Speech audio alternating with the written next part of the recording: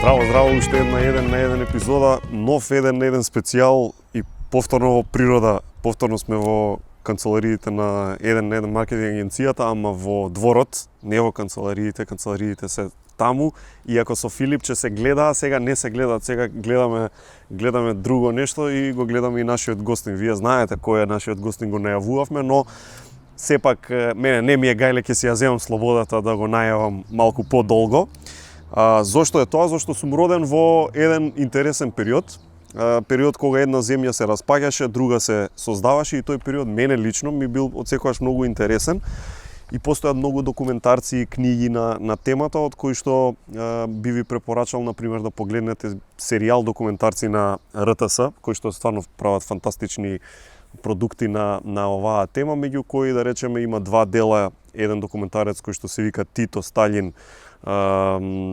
две нијансе црвено се вика, и има уште еден документарец Тито медиска икона. Тие се два стварно добри документарци на две различни теми кои вредно е да ги погледнете ако сте од овие помлади генерации, да речеме како што сум јас. И секако не ми е тоа конкретна некоја причина да го повикам гостинот, но сепак гледајќи ги документарци пред извесен период си реков дека треба да направиме едни вакви емисии кои што ќе ги спојат тие две времиња.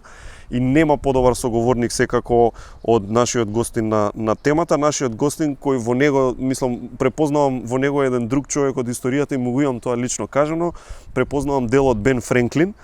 Тоа е, за тие што не знаете, Бенџамин Френклин е една фасцинантна личност од американската историја, основоположник на модерна Америка, нели, на Соединетите Американски држави и она што предходело, но сепак зошто ме потсеќа Васил Тупурковски на него, тоа е зашто Бен Френклин има една многу разна шаренолика градација од млад новинар, започнал како млад новинар, чиновник, значи најниско, станал медиски магнат, направил медиумска империја во тоа време со новини, немало тогаш телевизија и такви работи, интернет уште помалку.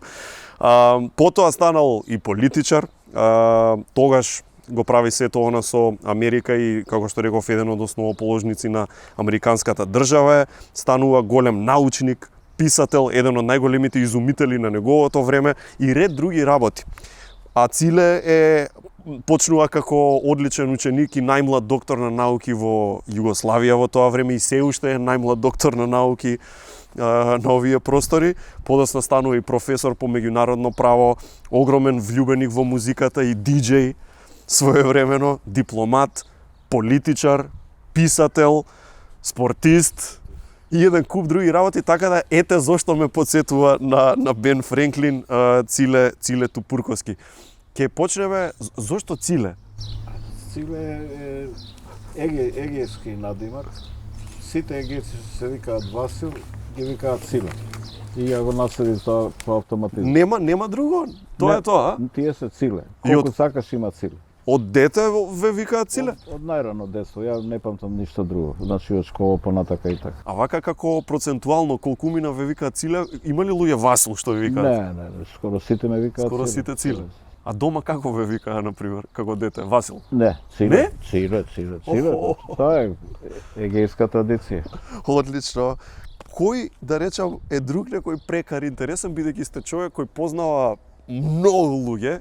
Јас не знам кој познава повеќе луѓе од вас и се дружи со толку многу луѓе. Има ли некој прекар башка од вашиов што ви е интересен вака, специфичен? Да, сега ме праша изненадувачки, не би можел да реагирам одмah. Не се сеќам.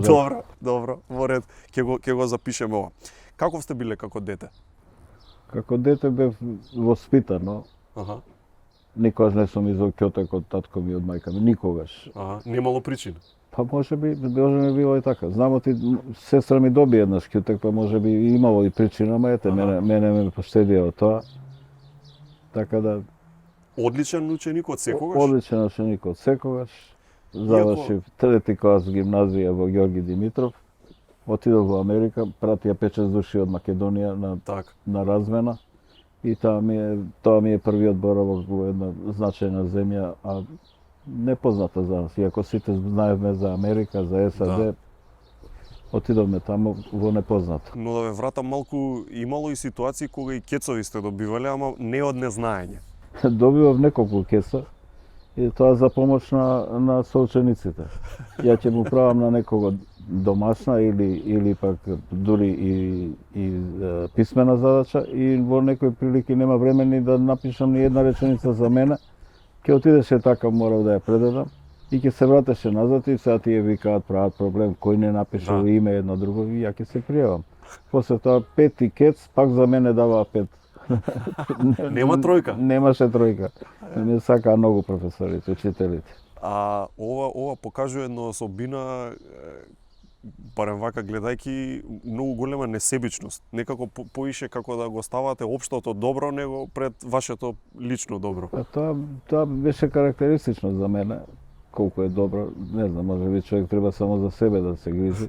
Ама јас се грижев за голем број од учениците, од соучениците, да пројдат, да добијат некоја оценка. Знам, кај професорка Каледжиева по англиски, ја бев најбољи за англиски, така и отидов во Америка. И на еден пријател Бакар го викавме. Ете го, Бакар го викавме. Му пишав на македонски, а тој одговара, тоа се англиски, транскрипција за англиски, да. И он си одговара на англиски и си добива двојка, тројка секогаш имаше. I am Копер. Така е. Одлично. Мислите дека тоа ви е всадено од родителите оваа несебичност, некако низ воспитување сте го добиле или? Па ја имав голема грижа од родителите. Например, татко ми ме научи грчки. Он беше егеец, зборуваше и грчки, мајка ми е егејка и она зборуваше грчки. И мене тогаш не ми се учеше, зашто ми одземаше од времето за играње во малото. Ама секој ден грчки го научив. Грчкиот и сега е изоредно значајно. Точно. Значи како многу млад грчки зборувавте, англиски зборувавте. Така е. Англиски и грчки зборував, потоа учев шпански, зборував француски и така. Од оваа дистанца сметате дека 100% вистина е она богатството дека е во јазиците, дека децата треба... Апсолутно, ја силно го препорачувам на кого можам да му дадам некоја порака. Таа е мојата порака. Учи јазик, побогат си, тоа верувам во тоа навистина. Апсолутно, некого посебно со грчкиот, ќе речете помалку вреден или по-незастапен јазик, ама денеска изворедно ми значи. Па во овој регион па и доста важен. Баш заради тоа, стекнав големи пријателства, со сите зборувам грчки и сега денеска тоа е изворедно важно. Ами не само грчки, поинаку ве гледаат со други очи кога ќе му прозбориш некому на неговиот јазик, одма почит добиваш. Секој си го сака јазикот и тоа го почитува. Ја имав изворедни пријатели во Грција, посебно во политиката во тие последни години, да речем од мојата активност. Нема председател на влада или министер за надворешни или друг министер што не сум ги познал до времето на последнава влада. Двата нови премиери не ги познав. Али го познав по татко му на Мицотакис. Така. А обратно да ја свртиме работата, сте се изненадиле од некој, не мора да е грк, кој што па македонски добро зборел? Немало такви случаи. Немало македонски, малку е застапен. Ние самите не го браниме доволно, не го афирмираме доволно, така да потешко тоа се случува. Да. Ајде вака, сега за доктор на науки, најмлад рековме. Учевте во Америка во многу познат универзитет, тој до ден денес е еден од најаките MSU во Мичиген. Таму професор е таткото на Папандреу. Така. Папандреу беше во прогонство тогаш, беше државен удар во Грција. Така. 73-та и беше гостински професор, визитинг професор. Так. И ја го земав неговиот предмет. А што беше предметот? Неговиот предмет беше социјализам. Така, генерално. Тој беше огромен поборник на самоуправувањето и негосовенскиот систем. Така да се запознав со него, а потоа ме запозна со син му и станавме браќа. Потоа беше и премиер тој на Грција. Так. Баш пред месец-два дојде тука во Скопје, нормално се состанаме саат време, си разговаравме пријателски. Новинарите се чудат понекогаш што заборавиле. Еднаш дојде како премиер во Македонија и се состанавме во еден кафич карши грчката амбасада.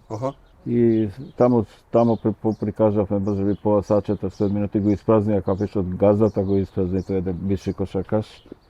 и ни го даде тоа внимание. А им беше чудно како може Грк и Македонец толку да се блиски или што? Па не им беше чудно, мене ми беа големи пријатели и други, беа председателот на Грција со кој што имав другарски односи и, например, тој е пратеник од едно место во Пелопонес, а тие имаат право да изградат нешто во своето место, да дадат некој дел од колачот. И одевме во таа негова куќа, се гледа само небото, шумата и морето. И ќе одевме, успат купуваше разни работи за да ручаме, сите го познаваат, мали бизнисмени, и тамо ќе направиме ручек, ќе се спиеме прво и после ќе разговараме. Така. А добро, што мислите вие тајната во тоа да како македонец имате толку добри пријателства со Грција без да има конфликти? Дали е тоа во разумноста, смиреноста, дипломатијата? Па, деумно. Зошто ретко кој ги има? Да.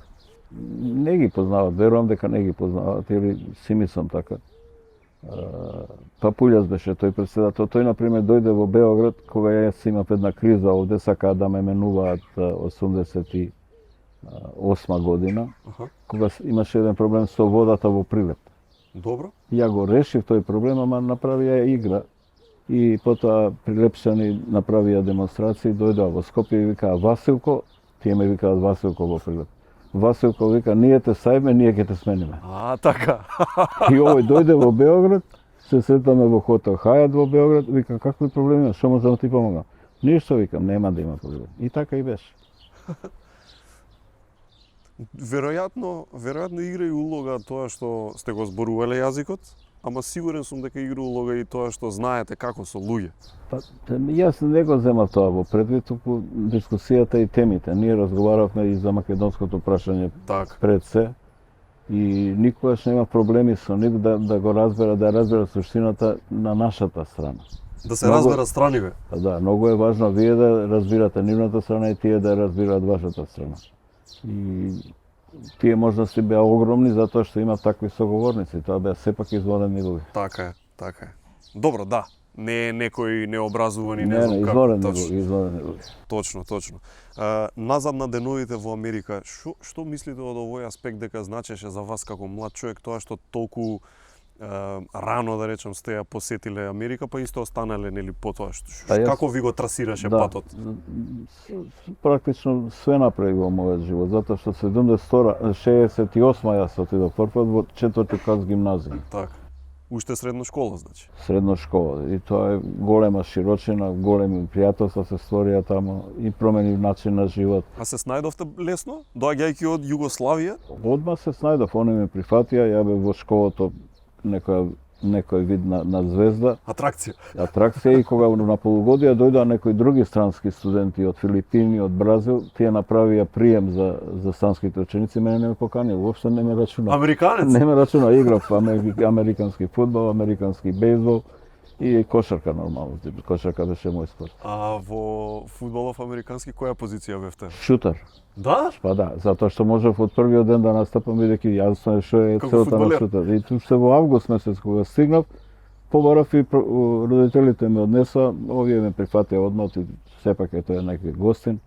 И потоа шутирав и направив првите поени со шут од страна. Американците шутира право, со шпиц, а јас шутирав фудбалски од страна.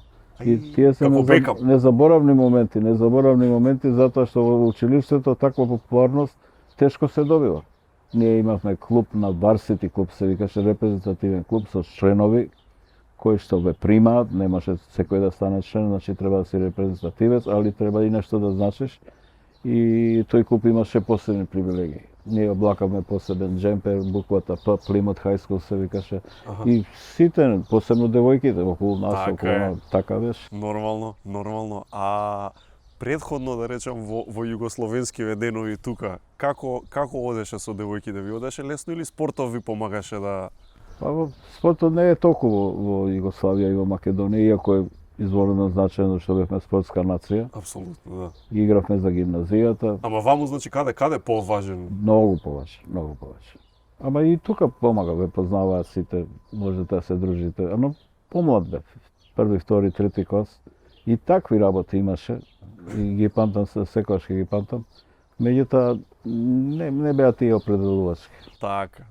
И кога завршувате средно, како добар спортист, да речем, имаше опции да земете стипендија спортска? Не. Јас бев странски гостувачки ученик. Одлични резултати имав, ама немаше опција да студирам. Бидејќи не бевте После отидов американец. на постдипломски, добив стипендија постдипломска американска. А студирањето во Мичиген, да речем, како tuition, како стипендија, беше платено или? Све беше платено. Од кого? Беше платено од Фулбрайтовата Scholarship. Scholarship беше Фулбрайтов Scholarship, така да ние се собиравме и после тоа со години натаму, затоа што сме били од разни генерации, се ги познав луѓето. И можев да останам дури и на докторски студии, меѓутоа ме примија на правниот факултет и професорот мој, со кого паметам со најголемо задоволство, Манговски, имаше теорија дека треба да докторирам во Скопје, на Скопскиот универзитет, за да имаме прв доктор по меѓународно право. Така. А претходно не постоеше, значи, таков експерт, да речем? Не, во Београд докторира. Професор Манговски докторираше во Београд. Имаше професор по меѓународно, тоа беше Манговски, немаше друг. По приватно имаше професор Джунов, но тоа се различни дисциплини. Меѓутоа тие докторира тамо кај што може. Ова беше прва прилика во Скопје. Ја го прифатив тоа, не отидов во Калифорнија на постдипломски, не ми беше никогаш жал. Така. Секојдневно се стремиме да ги оствариме целите кои ги поставуваме. Преку нив го трансформираме нашето однесување и односот кон околината. Веруваме дека промените се есенцијален дел од процесот на создавање квалитет. Токму затоа го креиравме новиот дизајн на Magnesium 400 Plus B комплекс за секојдневна употреба под брендот Multi-Essence. Multi-Essence е нашиот влог за здраво секојдневие од Alkaloid. Со секој изгреј сонце се раѓа нов ден, а денот е најубав кога почнува дома. Онаму каде што си сигурен, безбеден, среќен. Затоа сме тука. Golden Art. Дом, не само стан. Вкусовите се нешто за кое не се разговара. Но ние само за тоа разговараме. Користиме најдобри состојки и најдобра технологија. Постојано сме во потрага по совршена комбинација на свежо тесто и највкусен крем. Кој е твојот омилен вкус? Бусто, твојот омилен круасан.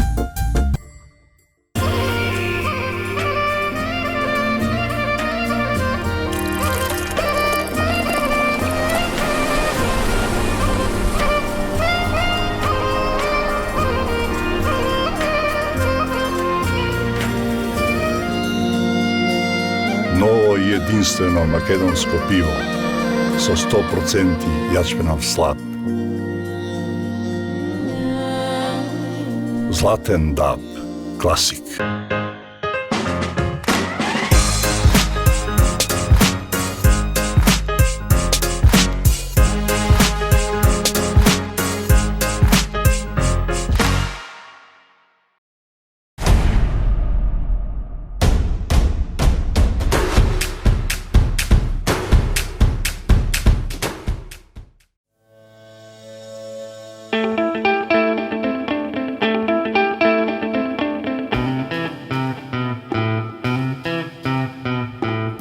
Погледни поинаку, не сум само празна тегла.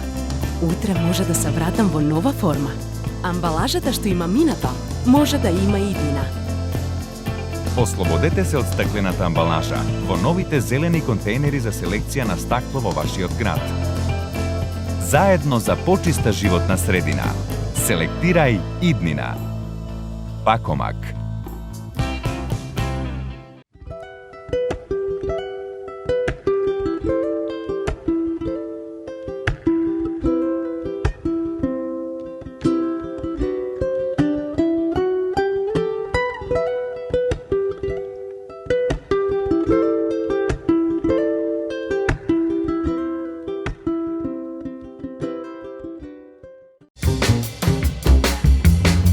Твојот прв избор.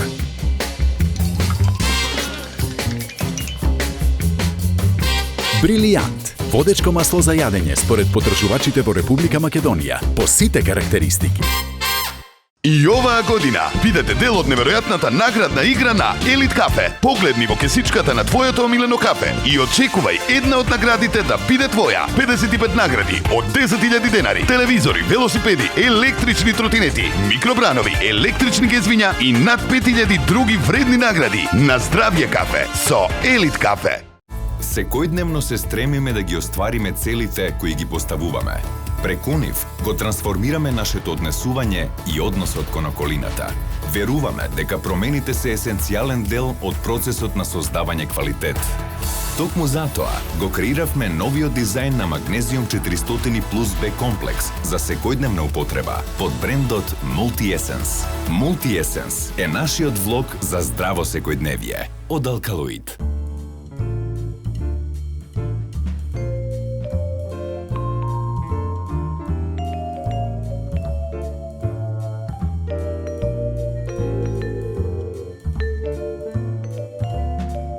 Уживај во 1 на 1 со Good Nature. Направи си навика за чај и чувствувај се многу подобро. Мала промена за голем резултат. За мојот изглед се погрижи коронавирусот. Немам одено на фризер со месеци, можеби 3-4, но сепак за мојата смиреност се погрижи Good Nature. Оваа недела ја завршувам со камилица. Камилица со мед и тоа од Good Nature, смирувачки мирис и вкус кој ги обзема сетилата. И да ве потсетам, би сакал уште еднаш, време е да почнеме да селектираме отпад. Значи фрлете стакло во стакло, хартија во хартија, пластика во пластика, да селектираме, да мислиме на иднината, бидејќи амбалажата што има минато може да има и иднина. И нешто сосема ново и поинакво имаме за вас, можеби знаете, можеби не, имаме платформата vidcast.mk, vidcast.mk, каде актерката од филмот Врба и детската 5+ фамилија Сара Климовска и јас, како секојдневни луѓе, правиме муавет со едни несекојдневни поединци, 10 епизоди на 10 различни теми. Одете на веб страната vidcast.mk, погледнете ја целата прва сезона, зборуваме со бизнисмени, активисти, нашинци во странство и многу други луѓе, 10 епизоди на 10 теми, секакви теми од екологија, трговија до предприемништво, земјоделство и што значи тоа да се биде дел од Европа. vidcast.mk, кажете ни која тема ви фади најмногу око, а сега продолжуваме со епизодата 1 на 1. Васо Тупурковски. И добро, таму ви е таа љубов према музиката, таму ја изградивте, у тие денови во Мичиген? Ние слушаме музика и пред тоа, и во гимназија, и во Смолетка.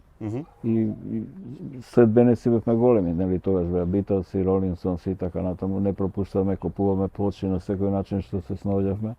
Ама таму има прилика да гледам во живо многу групи и многу икони на музиката. Па, например, да речеме Дженис Джоплин. Во живо? Во живо, во Детройт.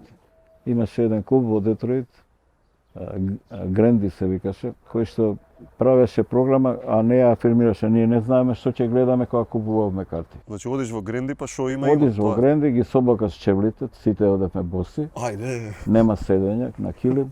И еден од тие концерти беше со Џими Хендрикс.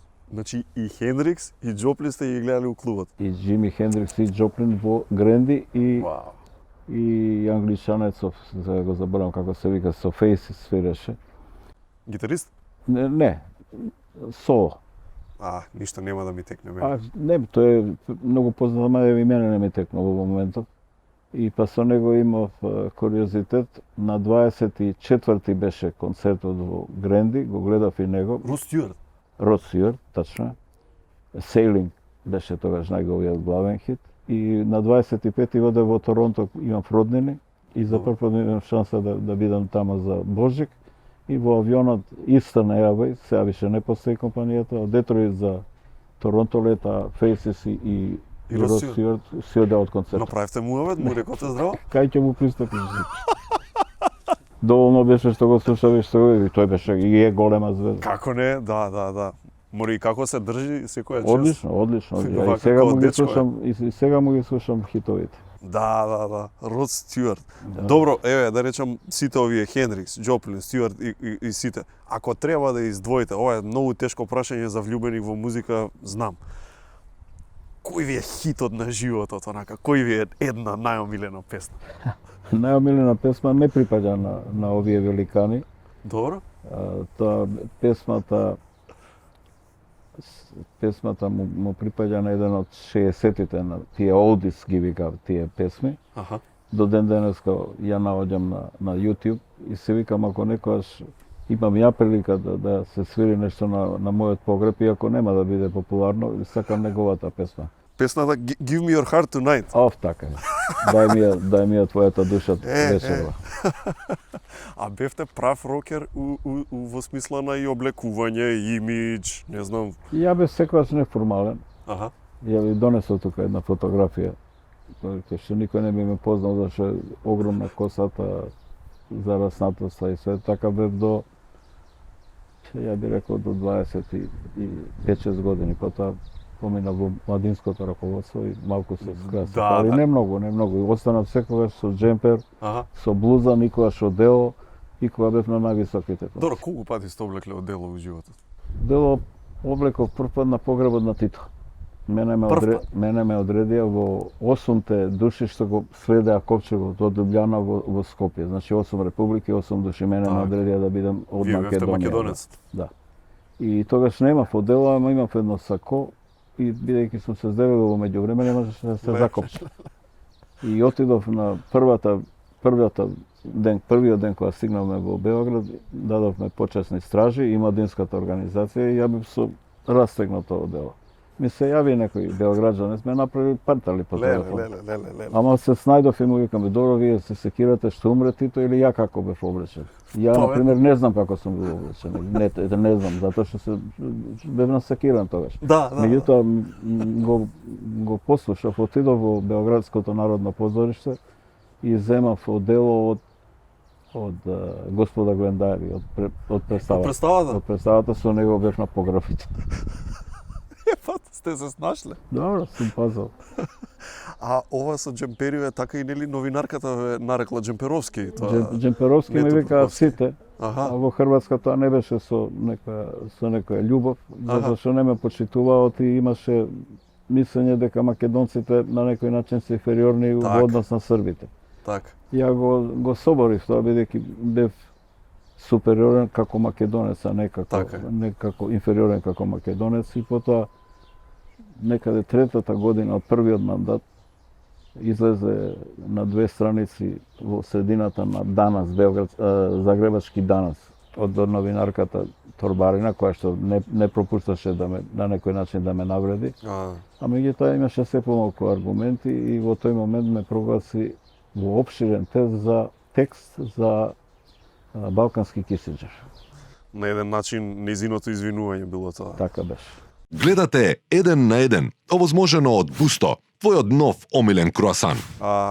Има ли ситуација кога, не знам дали е вистина, но имам приказ да чуем, дека сте биле на еден од состаноците или седница или што е, дојдени у Бермуди?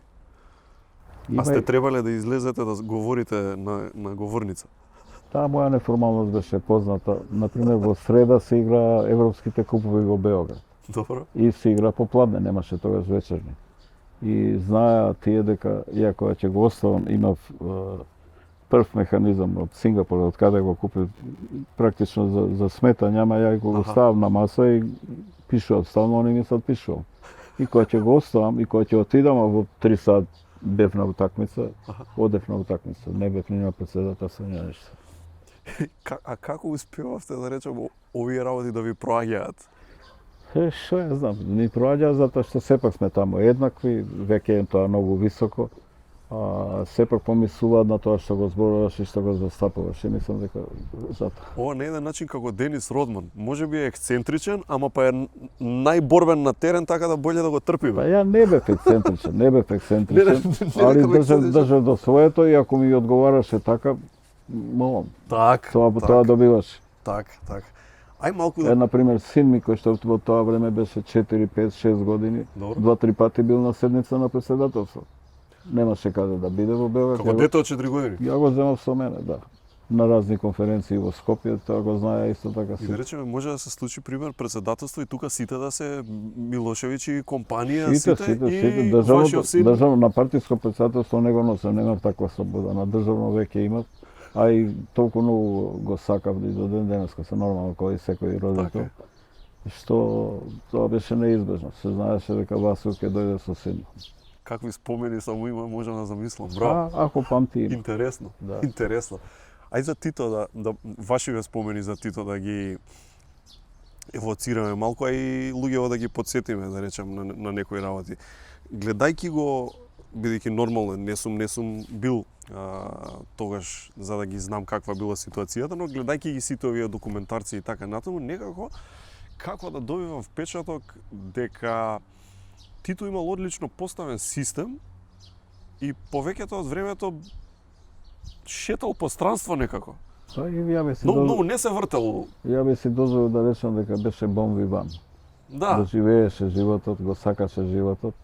Не зема ништо со него, остана сето тоа богатство во републиките, во неговите спомен домови, музеи и така натаму. Али уживаше во животот, пурата, вискито, тоа му беше трейдмарк. Така. Со пурите и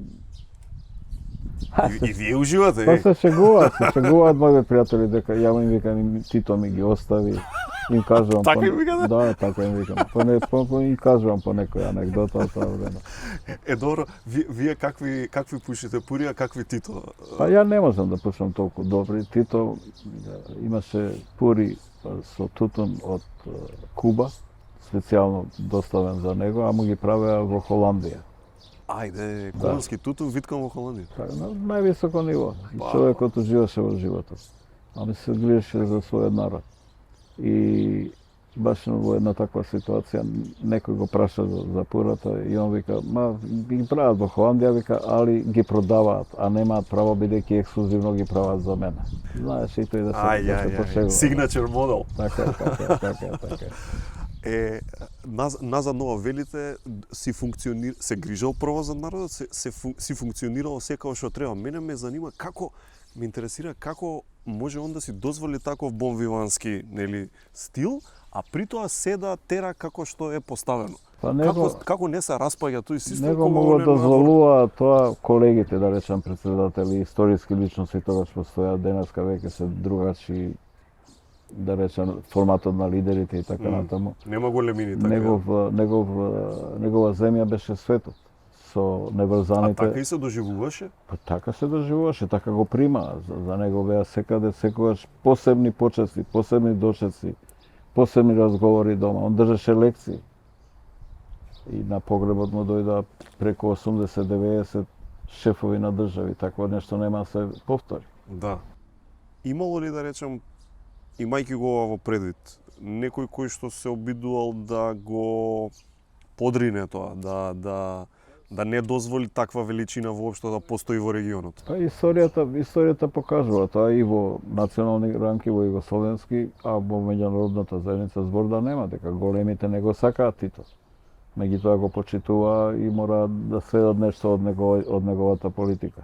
Он го создаде неврзаното движење 100 кусур земји, која самитите која се држаа, два се држаа во Београд. Тоа беше спектакуларен настан. Доаѓаат милион шефови на држави, доаѓаат со национални авиони, доаѓаат на различни начини што се својствени за тие земји. Например, ние го чекавме Гадафи, јас бев домакин од 8 души бев во председателството, бев домакин на повеќе од лидерите. Моравме да ги поделиме и кога го чекавме Гадафи, не знаевме во кој од трите авиони доаѓа. Оди на едниот, оди на другиот. А он со 3 авиони? Со 3 авиони, заради безбедност, да не се знае кој. Имаше женски телохранители, да. А нема право ни еден од шефовите на државите да внесе телохранител во салата. Аха. И овој ги внесе, не сум видел таква брзина. Нашите телохранители од натрешни, од Министерството и така натаму, ги ликвидираа за 1 секунда со удар. И он не реагираше, знаеше дека тоа ќе се случи, не може да влегуваат со него телохранители со пиштоли и така натаму. А Ајде. Да, тоа се случи на сцена. Пред очи ваши. Сите видовме и сите читаме, тоа го прифатиме и тој го прифати Гадафи. Бе на страна вака. Тој беше екстравагантен. Да. Има после тоа прилика два пати да го видам после политичката кариера. Аха. Му донесов некои понуди од Дрезден банката за негово финансирање со сопствени пари, со пари од Либија, на здравствениот систем во земите јужно од Либија. Афричките земи јужно од Либија. Имаше такви идеи, големи идеи, и овие сакаа финансиски да го поддржат. А меѓутоа не се реализираше. А вие во какво својство бевте таму? А ја имам врски во светските финансиски кругови, затоа што засапував политика што раѓаше финансиски проекти. И тука имаше интерес, познавав луѓе, преку тие луѓе стигнав до нив и така се створи идејата. Они знаеа дека ја можам да го направам тој контакт, дека можам да бидам примен од него. И два пати бев примен од него и тоа е 2099 година. Ого, да, кој релативно многу после југословенската кариера, да. Добро, што мислите онака земено од макро перспектива? Се ли е во контактите? Најмногу е во контактите, затоа што во контактите вие создавате односи што некојаш не се реални, затоа што вие сте можеше на некој председателство, окей, тоа е висока функција и све, ама не сте прв човек. Така. И тие контакти овозможуваат да го подигнете сопственото ниво. Например, со министерот за надворешни Геншер на Германија, славен министер, 18 години министер. Така. Бев на ручек на 1 јануари.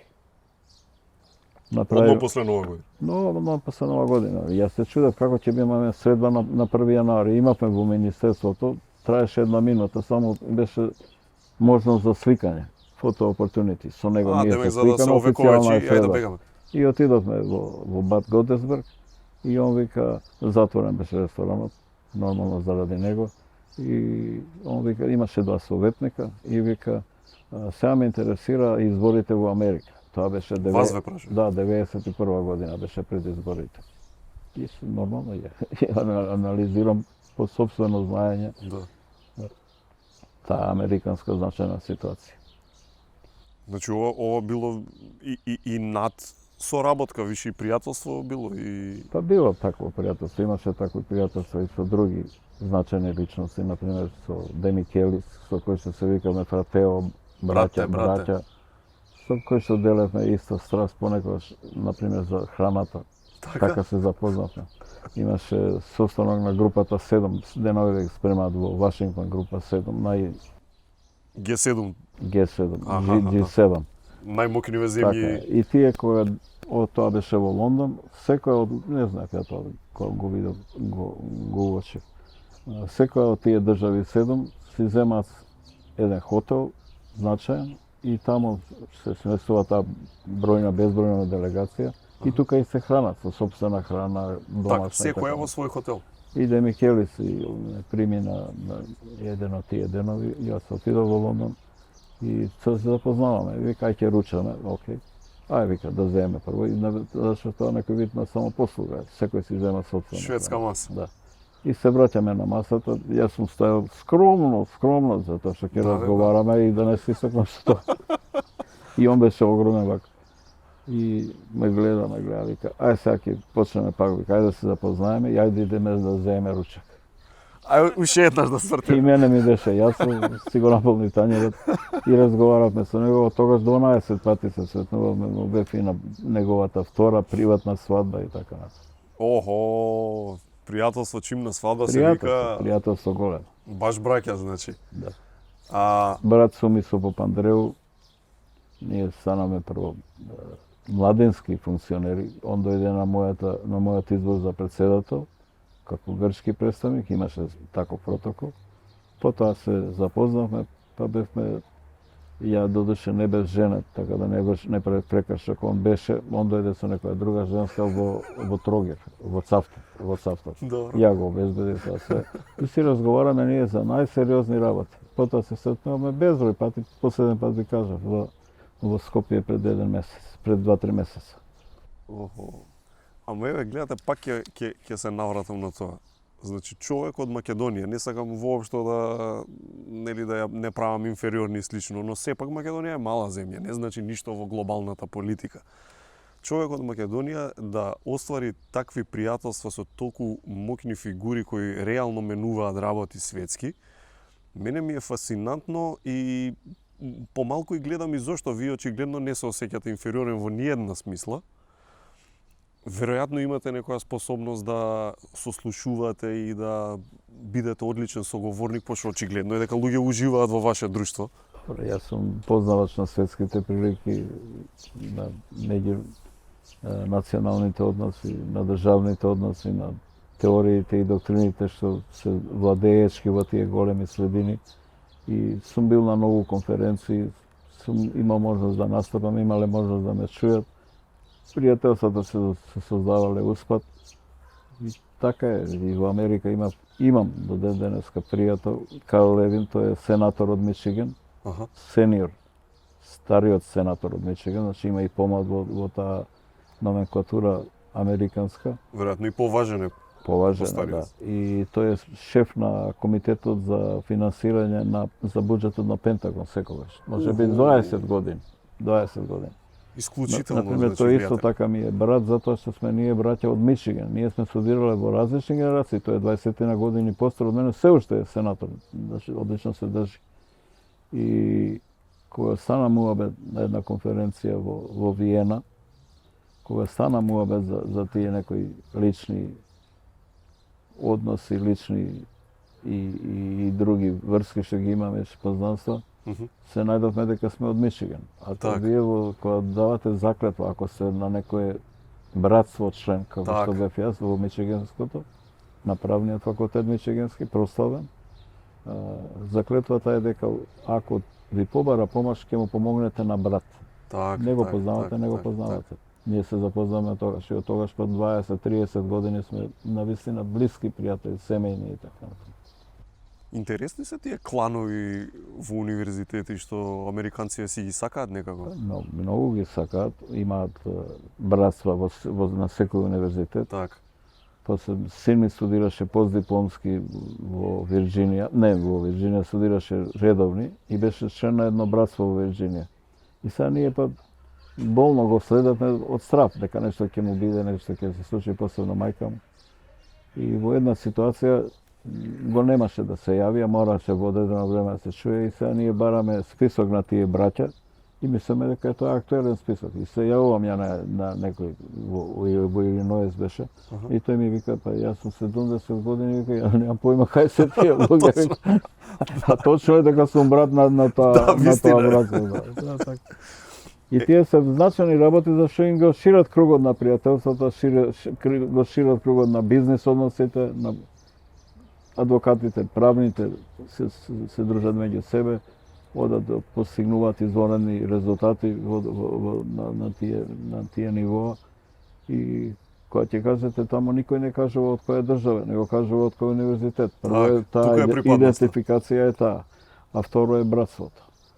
А што се однесува до нашето братство што се распадна тука, ако правите споредба, да речеме, од фигурава на Тито, пошто го кажавте каков е што е, какви беа овие што го наследија? Па тие не беа незначајни личности, не би го кажал тоа, напротив. Имаш изворени личности во тоа раководство. Ние денеска сме отидени многу пониско, затоа што не ги негуваме тие вредности. Не ги негуваме. Не знам дали некој со некого се почитува, затоа што имаат инстинкт побрзо да ве нападнат, побрзо да кажат некоја афера и така натаму. И тоа ги создава тие непријателски односи кои што се појаки од овие човечки вредности. А можеше да речем да биде поинаку, можеше сите сакаат земји да влезат во ЕУ сега. Сите беше, некои се влезени, Словенија, Хрватска, нели? Иако и тие се влезени многу подоцна. Можеше сите да влезат без проблеми, без да се испотепаат едни со други? Можеше Југославија да влезе, затоа проблемите се продолжија, затоа што имаше изворени носители национални, не во позитивно смисла, на тие идеи за растурање на Југославија. И секој што малку познаваше геополитички односи и така натаму, знаеше дека Југославија ќе се распадне, така да ја не се развикував, напротив, предначе во тоа, за го знаев тоа. Затоа не ја подржав борбата за да се задржи Југославија, али ја подржав неверојатната борба што постоеше меѓу некои луѓе да не дојде до војна.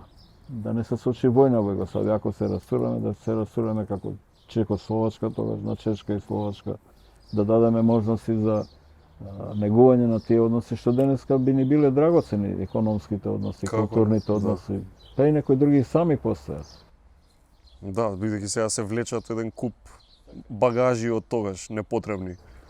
Едно се влечат, друго има некаква колективна меморија и за нешто што било убаво. Музиката била во југословенско време изворено позната. Вие дури со музиката пробавте да влијаете, така? Организиравте серија концерти. Организирав серија концерти, мировен концерт во Сараево, никогаш нема да го заборавам, затоа што во Зетра имаше преку 20.000 луѓе и тие ме прашуваат што ќе биде со Југославија. Викам, не може ваква земја, ако ние држиме до овие односи со толку љубов да пропадне. Не може. Ако сме ние денеска, да речам, поборници на некои други национални интереси, и јас се залагав за самоопределување, затоа им го дадов тоа право како поддршка на словенците, па имавме огромен конфликт со србите, со Милошевиќ и така. Заради поддршката. Па заради поддршката, со 2-3 збора изразени. Милошевиќ рече мало Морген, од Јаврика Македонија исто така ќе се самоопредели. И не може никој да го одземе тоа право. И он вика мало Морген и мојот одговор беше мало више Морген. Тоа се памети до денеска. Познато е зашто е тоа кажано и така. А овие концерти може да ни раскажете, да речем, некој што треба да се присети? Па во Скопје имавме... Кој беа, кој учествува? Ќе кажам, во Скопје имавме славен концерт, во 10 саат наутро се одржа, затоа што не знам зашто, не сум сигурен. Може би поручите вечерта имавме... Чудно време за концерт, да? Да, али беше недела, по 10 час. Да беа Бело Дугме, нашиот Владко. Дугме у тоа време најславни? Нема збор. Имаше од сите републики. Чолич? Не, Чолич не беше, со Чолич бев голем пријател. Али Чолич не беше, беше Милена Дравич, беше Арсен Девич. И сите заедно? Сите заедно, после тоа ручавме и си отида. Ја им го обезбеди дури и превозот, со држано на авионот, одеа ги зема од Загреб, од Љубљана, од Марибор, ги враќавме назад. Немаше личност што од југословенската културна и есредна сфера не дојде тогаш. 93-та бев како председател на Олимпискиот комитет, па ме однесоа од Загреб во Сплит и се играше Хајдук со Ајакс, Европски куп. И ние седиме на рива и сме заборавиле дека сега е 93-та, дека војна има за нас, дека разделбата е готова. И си седиме тука и уживаме. И доаѓаат навивачкиве групи, таму е многу тоа развиено. И доаѓа група од Шибеник. Таа се идентификува со своите ознаки све. Ја имав катастрофална ситуација со тоа што ми одведов титулата на Шибенка, на Дражен Петрович, да, со Босна. И ги натеравме да играат. А вие бевте председател на Сојуз кошаркарски? Да, ги натеравме да играат. Втор надпревар не дојде Шибенка. Така да Босна ја освои без борба титулата, а го изгуби финалниот надпревар. А како беше прво победи Шибенка во првиот? Играа во Шибенка 3 утакмици, нели први. Демек подобар од 3. Подобар од 3 и Шибенка победи со 2 слободни фрлања на завршена утакмица што ги даде Дражен Петрович. Ја му викав Дражен промаши едно, за да остане решено да играат. Па нормално како, тој е спортист пред се, ај беше и премлад. Имаше 17 години тогаш. Брат му Ацо, со кој што бе голем пријател и останал голем пријател, беше постар. Играше и во репрезентацијата на Југославија. И ги даде двете и ги така победија. Ја го додели. Значи 1-0 водат. Не, 2-1. Третата. Добро. Да, решавачка. Па зошто не ја добиле титулата 2-1? Јас им го дадов пехарот, немаше што, ali не се жалеше Босна, меѓуто има 24 сати право на жалба. И се жалеа после завршената утакмица. Утре дента не ја поништиме утакмица во Белград. Па има ли зашто да се лутат? Има. Големо. И што се случува со навивачиве? Значи доаѓаат? И доаѓаат и се застануваат зашто некој ме препозна. Тоа е 93-та, се уште многу брзо после таа политичка кариера. И ја им викам на моје, бевме 4-5 души во делегацијата, викам, бројте се ќе настрадам. Се издвоја и доаѓа 23, ми проаѓаат, вика, дошло време да се помириме. А затоа што ја разменив неколку илјади заробеници, затвореници помеѓу србите и хрватите 92 година. Значи едниве хрвати, другиве срби да си ги променат ги заложници. Да, ќе ги заробат, они тако беше на некоја почетна фаза, не беше отворена војна. Има и тука многу смешна работа, ќе ви ја кажам. И добро, на еден начин сакале да ви се заблагодарат. Се заблагодарија, не може по експлицитно да се затоа што се уште тоа свежо време. Се паметат тие работи. Човештината војната во Југославија почна на фудбалски натпревар, Динамо Црвена звезда. Така е, на терен. На терен. И Бобан со неговите инциденти со полицијата и така се тоа ќе го паметиме ние што сме на тоа време сведоци. Јас одев секој ден во време на воените конфликти во таа нивна почетна фаза 92 и 93, прво во Словенија, бидејќи првата војна беше во Словенија. Секој ден, неовосен, јас одев член на председателство, смета дека имам обврска да се трудам да нема војна. Какви настани има и какви притисоци, да не кажам, не е ни битно. Али во Хрватска, кога почна нивните конфликти оружени, исто така одев секој ден. Па одам од Осек за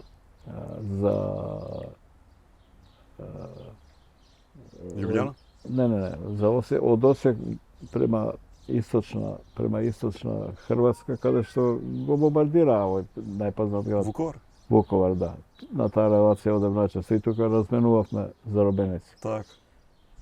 И одиме со возило воено на JNA и со пратња и на патот поставени мини што се гледаат, нагазни мини. И тој поручникот со некоја техничка улога играча излегува, тој го знае поручникот Хрват, учеле заедно таа академија воена во Билеч.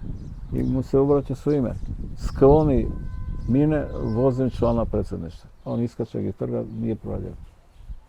Таква војна беше. Таква војна беше. Во тоа време, но и многу претходно, вие со сите овие лидери сте, да речам, на ти, тоест имате и близина... На ти. Да. Зашто може да зборите со луѓето од председателство? Например, вие сте човек што сака и за спорт да збори, и за музика, и за Цепелин, и за Хендрикс, и за Џоплин. Можеш со Милошевиќ да збориш за Џенис Џоплин, пример? Не, он беше духовит човек. Значи можеме да се нашалиме, да имаме таков муабет. Со Јович, српскиот представник, одеше на утакмици на Црвена звезда, зборуваме за фудбал. За спорт. Само он ќе дое у 4:15, ја ќе отидам у 3 на време и си го гледам на телевизорот, он ќе стигне брзо. Да го фати крајот. А и таму има една анегдота. 95-та првпат отидов во Београд после настаниве. Не бев во Београд од 91 до 95-та. А бев на олимписки состанок, балкански состанок, олимписки во Београд. И сега се јавува секретарот на Црвена звезда, кошаркаш од нас Светковиќ познат, и ми вика, србите користат брате. Но тоа уверуваат во тоа. Кој ќе ти рече брате, знаеш дека ти смета за брат. Вика, брате, да ќе дошли на утакмица. А попладнето игра Црвена звезда и Барселона. Кој вика, како ќе пропуштам, доаѓам. Вика, ќе те сместиме, нема проблем. Ја викам, добро. И толку беше за да говориме, исклучи. После мене се сетив ја, сакам да направам што, се јавам пак, Светковиќ, Владимир му викам, ја седам на место број 2. Нема проблем, вика, за тебе. Там беше моето место во стечената ложа на Звезда. Ама се јава после 15 минути, тамо седи, вика, председник Југославија. Тој беше еден фармацевт од Америка. Ги заборев имињата. Председателот на Југославија си седи на место број 2. Него? Да, и ја му викам, онак нешто дошли му вика. Ајде. Се шего. Да. Таква работа не ми падна на памет. После пола саат се јави, вика, променили смо место председника. Тоа е тоа. Ама сте си играле и вие? Јас и играв, ама ја не го побарав тоа, не ми значи ништо. Меѓутоа така се сетив се, сепак првпат после неколку години, па и некоја носталгија, сепак живеев 6 години во Београд. Така е. Како една транзиција за следната емисија, бидејќи со вас договоривме 2 и ќе продолжиме бидејќи имаме, ние можеме и 5 емисии да снимаме реално, ама ќе продолжиме малце повеќе за време од 90-ти натака, тоа е за македонскиве некои периоди. Како една транзиција да направиме. Може ли со неколку зборови да опишеме неколку личности што ги спомнавме, а некои што не, ама сепак интересно би било. Например, еве Тито во неколку зборови. Бови Ван ќе биде, тоа ќе ви биде? Таа е моја генерална и поширока оценка. Ја го доживеав Тито многу млад, као председател на Младина. Ја тоа го доживеав на друг начин. На 25. мај, кога се славеше рогенденот, ние сме од Сабале во Белиот двор. И тука сме домакини на целата работа. И Тито веќе со некое паметење кое не беше прекрасно.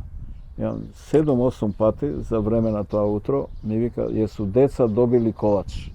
Да, друже Тито, дали децата пионерите добиле торта? Така е редот. Ама он заборавил. Точно. И 8 пати ме прашува.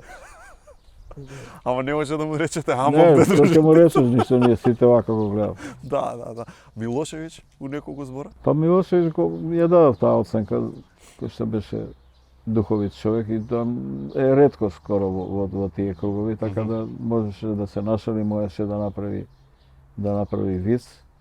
И ние бевме до некаде блиски, меѓутоа не политички, до некаде блиски, бидејќи тој работеше во банка во Њу Јорк. Имаше некои од овие работи што ја ги знаев добро, имаше таков манир. Ама кога се обиде да ни врши притисок, заврши нашето, бидејќи беше друго време. Така. Киро Глигоров?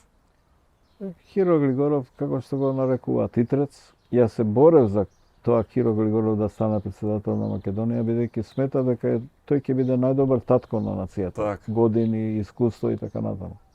Меѓутоа, многу работи се случија во нашиот живот и во мојот живот предизвикани од неговото однесување. Да, го нема веќе тоа мислење. Меѓутоа, тоа е личност на историјата и на минатото не е значено како ќе го оценам јас. Историјата ќе си ја даде својот оцен. Така. И уште неколку луѓе од овие помодерниве што ќе ги избориме во следната емисија. Бранко?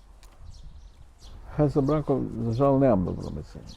Имав добро мислење до 2000 година. Во 2000 година ние се обидовме да ја срушиме владата, нашата коалициона влада на Љупчо Георгиевски. Вие бевте со вашата партија ДЕА, заедно со Љупчо Георгиевски во така, ние го направиме тој пресод. Немаше да дојде на власт ВМРО ДПМН, ако ние не го направиме тој пресод, ние го направиме плански, затоа што сметаме дека тие заслужуваат да имаат почита на еден голем дел на граѓаните. Ќе ги зборнеме во следната емисија. Ама 2000-та? И во 2000-та се обидовме да го направиме тој пресврт. Бранко одигра така што ја го викам и води 3-0 во рушење на национални интереси. И сега тука нема повеќе. Не го гледам, не ме гледа, нема интерес да ме види, ја немам никаков интерес. А Љупчо во неколку зборови? Па Љупчо почна добро, ние му ја дававме таа поддршка и рековме дека ќе правиме економска програма, ја направиме со Тајван. Так. И тој ја прифати со 2 рази. И на тоа и се добија веројатно и се доби огромна поддршка се доби. Иако сопствено откако победиме, значи победиме без идејата за Тајван, затоа што тоа беше во тој момент тајна. И не можеше да биде поинако. Меѓутоа, после година дена, ја веќе не верував во таа коалиција и најчесно си отидовме. Ние втората година излеговме од владата, ние имавме 12 министри тогаш. 12 министри, председател на собрание. Председател на собрание, министер за надворешни работи. Имаме секаква можност да го развиваме понатаму, да развиваме таа коалиција.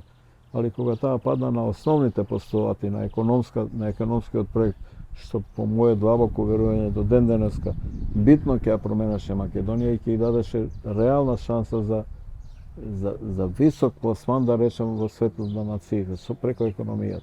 Нашиот програм и проект беше економски, немаше врска со политика. Иако имаше значајни позитивни политички компоненти, затоа што, например, ја 93-та излегов со идејата за историски договор меѓу македонците и Да, ќе ги чепнеме Ќе се вратиме. сите ќе ги Сакам да чепнеме кажам, работи, да. Не бевме ние без идеи. И сето тоа пропадна на фалсификато, да речем, во политичка смисла на ВМРО, ДПМНЕ во однос на да. Ние имавме големи идеи, имавме во првата година 98 кога формиравме партијата во март, на 40.000 членови, освоивме 130.000 гласа. Да, неповторено како трета опција. Значи, таа се надзираше дека да ќе биде победничка партија во некој нареден период. И кратко за Груевски, како ќе го пишете? Груевски јас го доживеав кратко во 98 и 99 година, односно 99 и 2000-та, извонреден работник. Он имаше целата моја подршка, беше прво министер за финансии. Не, министер за финансии стана втората година и тогаш ме дава значајна подршка. И мислиме дека на вистина има потенцијал огромен во тој човек што го докаже и подоцна, меѓутоа потенцијал веќе на различни начини. Така. Овде ви се заблагодарувам. Ќе продолжиме, ќе правиме уште една емисија со Циле. Во меѓувреме, како и секогаш. Така е. Од Nature чаеви, обавезно, ова се буста најубавите македонски круасани и имаме пакетот витаминка производите. Со Циле ќе продолжиме. Ти благодарам многу за поклони, со задоволство ги примам. Да.